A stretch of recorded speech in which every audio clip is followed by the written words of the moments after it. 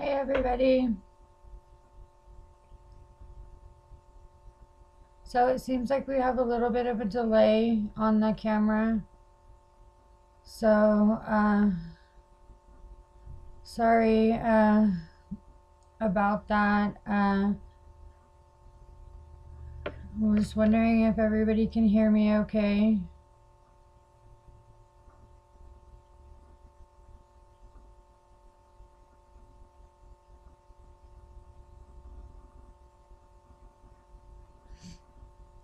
And so we're doing a little bit better because we can at least everybody can see me, so that's an improvement. So today is going to be a live Q&A, and we have some Anon questions that we're going to go ahead and get started with. The first one that we had was that you call Alex a persecutor. Can you explain what that means? Okay, so a persecutor is somebody that hurts the body or hurts the system. So Alex doesn't so much hurt the body anymore. He's doing a lot better on everything on that. So he's been working a lot better on the system and working with everybody inside the system.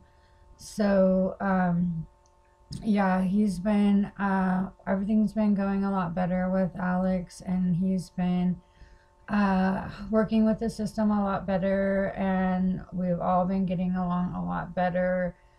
And so it's been going a lot better with Alex. But a persecutor is usually somebody who is a self-harming to the body or self-harming, to the system. So that's what that is. Okay, so question number 2 is, what are the ages of everyone in your system? So I am Shannon and I'm the host. I'm 43, which is the same as the body. Susan, who is one of our protectors, she is 27. Sky, who is a caretaker, she is 45. She is the oldest in our system. And then we have Nancy, who is also a protector, and she is 29. And then we have Alex, which we've already said that he is the persecutor, or he identifies as a persecutor. We're not really sure of his age, but we think that he is about 25. Okay. And then if you have any questions, go ahead and type them in the comment box, and then we'll go ahead and answer them. Okay. And let me know if you can't hear me or anything, so we know that the live stream is working correctly. Okay. And then, because we only have let me see here, we only have 11 of these Anon questions. So if we don't get any other questions other than this, then that will be the end of the live stream. So that's basically all we will have to talk about. I mean, other than, I guess we could just talk a little bit more about us if we don't have any other questions. So question number 3 that we did get was, what do your children think of you having DID, and has it affected your relationship with them in any way? Well, our oldest daughter, Hope, she is really the one who identifies and notices our altars the most. She can really tell the difference between all of our altars. I mean, she can tell which one's out, and all of that. I mean, we don't have to really tell her who is out or any of that. She can totally tell the difference between all of the different altars. Our younger daughter, Savannah, she doesn't really seem to really know the difference or what's really going on or any of that. So she's only 9, so she doesn't really seem to kind of grasp the concept of DID yet. And our mother, she's still kind of having a hard time with this whole DID diagnosis. So, yeah, so that's kind of how it's going. Our brother's been pretty supportive of it. And so, other than that, we have a pretty good support system in our family with the DID diagnosis. So, we've recently been diagnosed. It's been less than a year. So, we're still trying to come to grips with the fact of having, DID and everything. And we're still trying to work on communication with everybody as we're still trying to learn about each other and everything. We still don't know each other's stories or, each other's memories. We haven't, shared each other's traumas or any of that yet. We are going to therapy and working on that, but as far as sharing each other's traumas and all of that, we haven't done that yet. So we are still working on that. Okay, question number 4. Do you have a favorite altar? Not that I have a favorite altar per se, but I think that Susan and Alex have been with me the longest that I can remember. So I would have to probably say that they're the ones that I remember the longest, but I wouldn't really say that I have a favorite altar. But those are the 2 that I remember being with me the longest. Question number 5. Is there a lot of conflict within your system? There was a lot of conflict within our system when we were first diagnosed. I had a lot of problems with Alex. I think that Alex was having problems that we were going to therapy, and I think he was afraid that, there were some things that were going to come out that he was not wanting to come out. And now, he knows that we're not going to share anything that he doesn't want shared. So we don't have the self-harm to the body and stuff like we did in the beginning. So there's not a lot of conflict within the system now. We do still have a lot of walls up where we don't have a lot of good internal communication as much as I would like. But I mean, we do have communication. We just don't have as much communication as I would like, if that makes any sense. So I watch a lot of YouTube videos on other systems, and I think that maybe they have more communication than what we do. So I don't know. I don't know if that makes any sense. That I would like to have better communication, I guess. So yeah, I don't know. I don't know if that's making any sense or not. Question number 6. Is anyone in a relationship within your system? That's kind of a tricky one because I guess me and Alex are kind of in a relationship in our world. So yeah, I'm just gonna kind of leave that one at that. Number 7. How do you deal with your depression, anxiety, and does it make your DID harder to deal with? We take antidepressants, and then we take lorazepam for our anxiety. And we do a lot of mindful exercises. So but we still do have a lot of depression and anxiety. So a lot of times,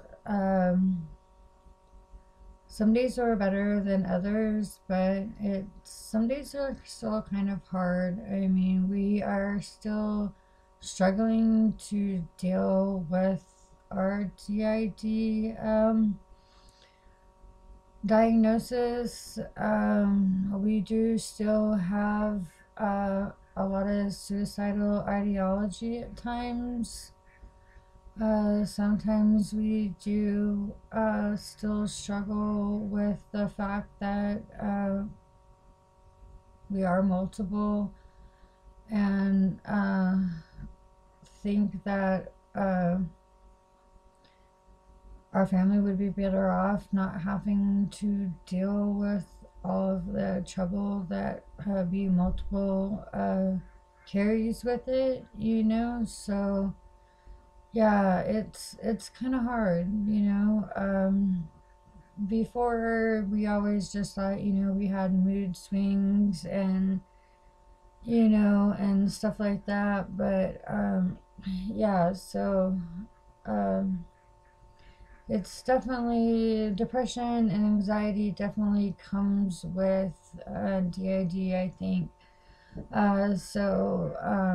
We take a lot of medication, and we do take a medication for our nightmares and our flashbacks. So yeah, it's definitely a part of um, excuse me. It's definitely a part of, I think, having DID is the depression and anxiety. So that's kind of yeah, it's kind of a hard one. So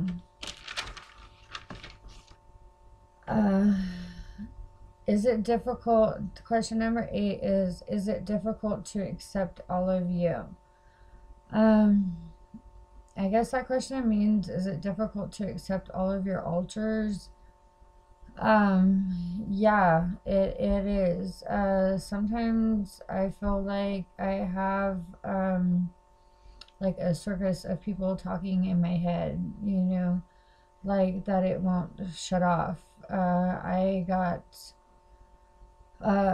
sores in my ears from like you know, pushing my fingers in my ears, because just trying to get some quiet, you know what I mean, because the voices were just so prominent and just all the time, and I thought maybe I could make it stop by pushing my fingers in my ears.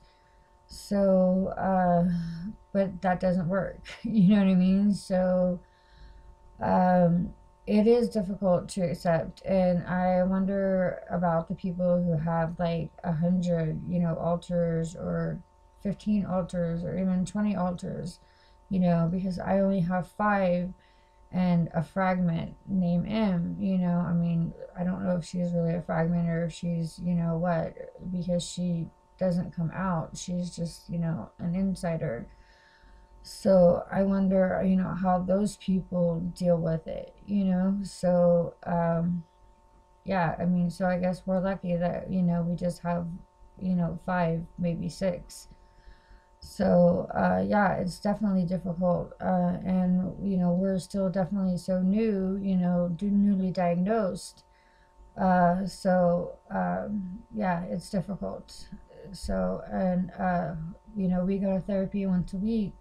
And then I wonder about people who, you know, can afford to go to therapy, you know, how they deal with it. It's just, you know, and that's part of the reason why we kind of started this channel, was, you know, hoping that maybe we could help people that, you know,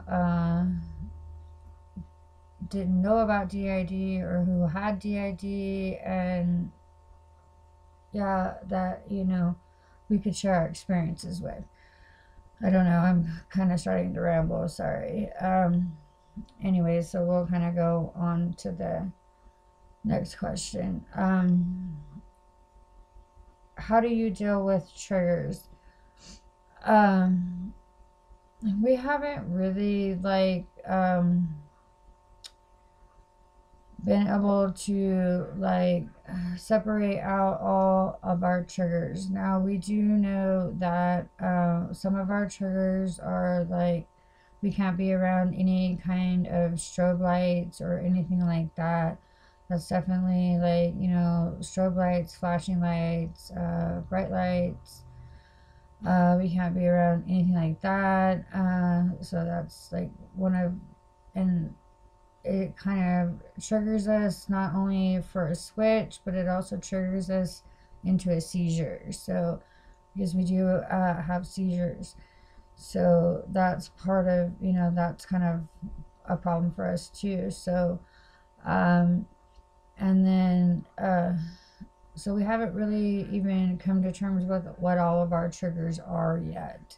So that's kind of a hard question for us. So, um, and then question number 10, is your family accepting of your DID? Not all of our family. I mean, most of our family is, but like I said before, you know, our mom still is not really completely on board with it. When we were first diagnosed, our mom basically said that our DID was a possession. My family is very religious. My father, who passed away 3 years ago, was a minister of his own church. So our family is very religious. So it's still kind of hard for my mom to deal with us being multiple. So a lot of times when we switch around our mother, the rest of the altars will still say that they are me because they don't want to upset our mother. So my altars still don't have free reign because they still have to pretend that they're me. So it's kind of difficult still. So I don't know. I mean, I guess I'm not really explaining it well. Yeah. And I mean, this is our last question. So, and number 11, do you go to therapy on a regular basis? And if so, does it help? Okay, so this is kind of a loaded question. So we do go to therapy on a regular basis. We go to therapy, we go to talk therapy, and we go anywhere from once a week to once every 2 weeks. And yes and no, it's helpful and it's not helpful. It helps me, Shannon, but it doesn't, like, none of the other alters really seem to want to come out for therapy. So it's not really helping anybody else other than me. So nobody else has really wanted to participate thus far. So, and then we do also go for med appointments. And so our therapist really wants to talk to Alex and wants to know Alex's story, but Alex at this point in time does not want to tell his story. Now, our therapist has met Sky once and has met Susan once, but only for very brief moments, and that's just because they just happen to be out for a very brief amount of time. But yeah, so they're not really getting much out of therapy just because it's not like I can bring them out, you know, at will. At this point in time, we don't really have that kind of communication or that kind of, like, we can't really do that yet. You know what I mean? Like, I don't know how to explain that. I mean, we're not to where I can just say, hey, you know, hey, you come out, and then they come out. So, I mean, we're just not to that point in our relationships, or however you want to put it. We're just not to that point yet, or whatever. So, yeah. So, I mean, we haven't really gotten any questions. I mean, we have like one person that has been watching through the whole thing, and so I don't really know what anybody else wants to know about us. So, I mean, we've been on for 21 minutes and 28 seconds. We've answered all of the questions that we have. So I don't really know what else to put up on here at this point in time. So I think we will go ahead and end this live stream for now, and we can always do another live stream later if anybody else is interested. But because we haven't gotten any more messages or anything, I mean, nobody's interested in asking any questions, I guess. But so yeah, we're just gonna go ahead and end it at this point in time, and tell everybody to like and subscribe our channel and have a happy holidays. And yeah, so bye and thanks, and like and subscribe our channel.